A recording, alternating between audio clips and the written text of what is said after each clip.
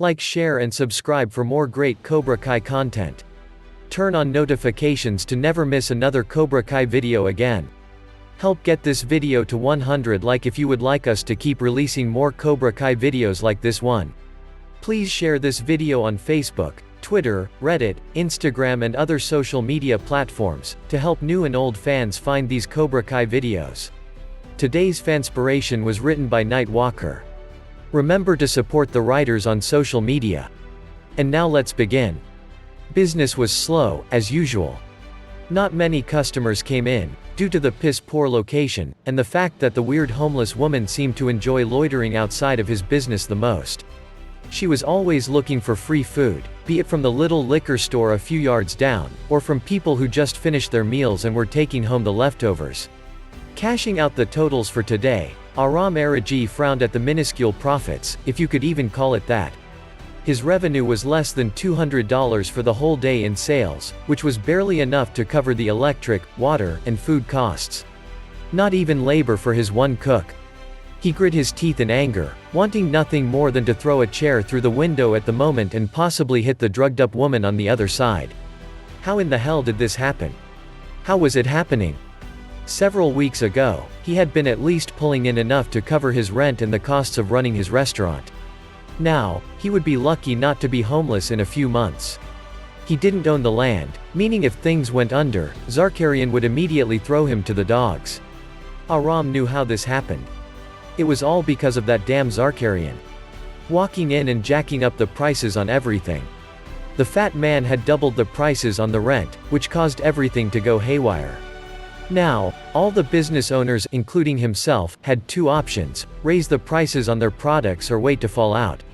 Aram had not raised his prices, hoping that he could weather this new storm until it passed. Sadly, the same could not be said about the others around him. When business to one store went down due to price hikes, everyone at the strip mall suffered. Not even those potheads and strange men from Vape City come in, probably buying their bongs from someone who didn't make things more expensive to survive. It had been almost 4 weeks since the rent increase, and it was already taking its toll heavily. Aram Araji couldn't help but feel like this was someone's fault. Zarkarian was a business owner, yes, but the oaf usually didn't do something outlandish like this unless someone told him he could. In the past, there had been increases in electric costs or maybe a few dollars, but not a complete rise up based on what he thought was the local market worth. Hackett, go home for tonight. We're done here. You sure? We still have another 2 hours before close. I'm sure. If I need to, I'll cook. You head out, and get off my time clock, now. Aram heard a huff from behind him, but he ignored it. He knew that the other man had his own bills to pay, but his business would only suffer more from every cost he didn't cut. He would prefer to have less labor than resort to buying garbage produce. He would not let his food's reputation go tarnished in the name of saving a buck. Moving to turn out the lights on half the dining area, Aram stopped his actions when he saw movement at his entrance. Aligning his long-sleeve button-up, he put on his welcoming smile. Welcome to Araji Kebab. How may I? Oh, Mr. Lawrence. While his smile faded away at the sight of the upset blonde man, he withheld any comments. Back for some kebab? Or maybe you want to try some chicken Monty? Just 2 skewers of beef. His hand slapped against the counter, and Aram was quick to take up the crinkled bills and slide them into the register. Handing back the appropriate change, Aram moved to the back of the line, where he began prepping some fresh skewers. Hackett had taken the last home for his meal apparently, something he would need to address in the future. You sell any beer here? Aram turned back to the blonde man and shook his head. We have root beer, but that'll be another $2. Forget it then. Salting the beef and veggies, he then stuck the wooden skewer through all of the items before placing them on the grill. Aram moved away from the food, putting the rest away before moving on to other tasks that were required of him. As he did so, however, he couldn't help but bring up his thought. The rent seemed to have gone up ever since you moved in here, Mr. Lawrence. Aram said not too kindly. And to great effect, as the blonde man glared at him from across the counter. What's that supposed to mean? Aram flipped the meat over, seeing appropriate grill marks on the side of the meat and peppers. Exactly what I mean. Business goes well, then you come in, and now everyone is fucked.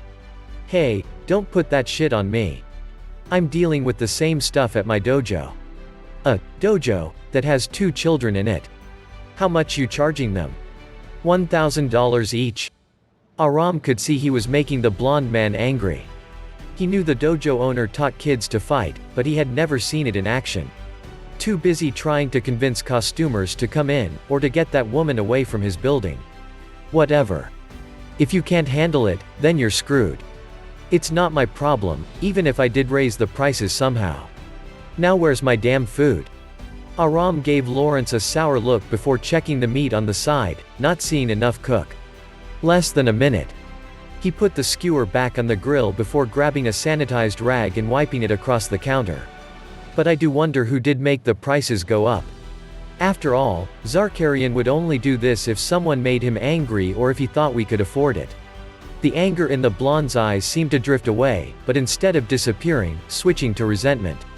He looked to the side, where Aram's taped on, Erigi Catering, logo sat on the window of his storefront. I didn't piss him off, if that's what you're getting at. Aram wasn't convinced however. But did you piss someone off? No answer. Aram huffed, picking up the completely done skewers and walking over to the blonde man. Lawrence reached for them, but Aram pulled the kebabs back. Who did you throw a fight at? It's not like you can do anything. Now give me my food. I just want to know who to aim my fury at. Now either you tell me or I let these get cold. The blonde man glared at Aram once more, who stared back with equal intensity. With a quick movement, both of the kebabs were out of the Armenian's hands before he could make any action to take them back. Hey! He yelled for the karate teacher, who turned away from him and made his trek for the door. Tell me, damn it. You know who did it, didn't you? Aram was ready to jump over his counter to chase the other man, but before he could put his hands on it to throw himself over, Mr. Lawrence turned back at him, nudging the door open with his rear as he back-walked out of the little restaurant. Go to the corner of Krebs and Hollick Street. You'll see a big-ass billboard of who did the deed. And with that, Aram couldn't say anything before the man exited his door. He shook his head to the side in anger, flipping around and turning off the grill. Not caring if he might have another customer walk in, he began shutting down all the kitchen equipment and then moving onto the lights and anything else that wasted power. Not even bothering to put all the chairs on the tables or sweeping up, he exited his now darkened restaurant less than an hour later, locking up behind himself and ignoring the pleads for food from the homeless woman. Throwing himself into his old 1996 Chevy Malibu, he flipped on the ignition and peeled out of the driveway. Krebs and Hollick Street, he muttered to himself as he haphazardly drove off, away from the deteriorating strip mall. He knew the streets quite well. He grew up with his uncle, who originally opened Erigi Kebab, and Aram would often walk around on his way to the strip mall to help with the cooking when they couldn't afford to hire more help. Now, it was up to him to keep the restaurant alive, and not a few years into it, he was already so close to having to close his doors. The pawn shop guy was looking to leave now, as was a little pottery place owned by a bag-of-bones woman. Aram had heard that Joaquin from the mini-mall was surviving, but projected that he would not last forever. It was hard to make ends meet as it was, with how poor the area was around.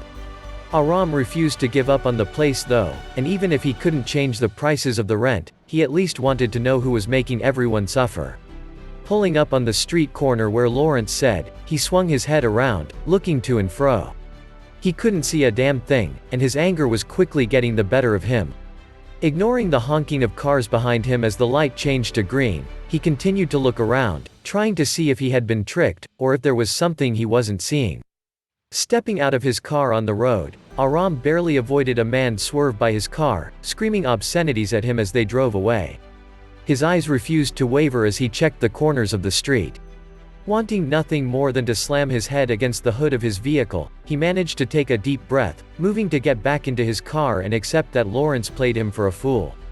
That was, until he finally made a grab for his door, and found himself staring up at a very strange billboard that he had managed to pass without noticing. An extra piece of billboard stuck out of the side, in the shape of a foot and part of a leg. Aram's eyes coasted over the golden letters of the title, a well-dressed man behind them kicking out of the side in happiness. Aram stared for what felt like an hour before he threw himself into his car once more. The Armenian gripped his wheel tightly as he made a stressful drive back home. He almost drove through several red lights along the way, but his driving skills were not on his mind. But his thoughts did have to do with cars, and a company that sold them. And that's the end of our story for now. Did you enjoy it? Let us know what you think in the comments. Get this video to 100 likes, if you would like us to release more parts in this Cobra Kai fanspiration series. Don't forget to subscribe, and turn on notifications to never miss another Cobra Kai video again. Please share this video on Facebook, Twitter, Reddit, Instagram and other social media platforms, to help new and old fans find these Cobra Kai videos. And we'll catch you in the next one. Peace.